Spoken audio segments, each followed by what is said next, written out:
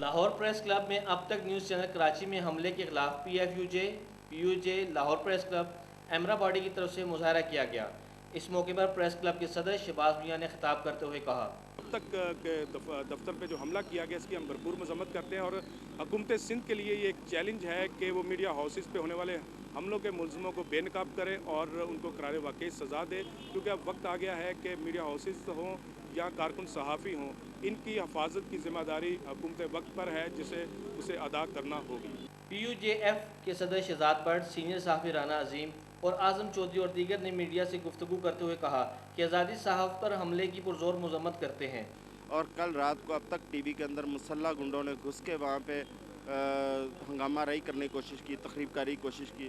یہ سلسلہ کافی دیر سے جاری ہے، لیکن افسوسناک صورتحال یہ ہے کہ چاہے وہ صوبائی حکومتیں ہوں، چاہے وہ وفاقی حکومتیں ہوں، کسی بھی صورت نہ ریلیف دیا جا رہا ہے، نہ صحافیوں کو تحفظ دیا جا رہا ہے۔ حکومت سے مطالبہ کرتے ہیں کہ وہ ذمہ داران کے خلاف فی الفور کارروائی عمل میں لائے۔ اگر چند روز میں مطالبہ تسلیم نہ کیا گیا تو لاہور پریس کلب میں احتجاجی کیمپ لگایا جائے گا۔ کیمرہ مین عمران مغل کے ساتھ شہزاد راجپوت، پاک نیوز، لاہور۔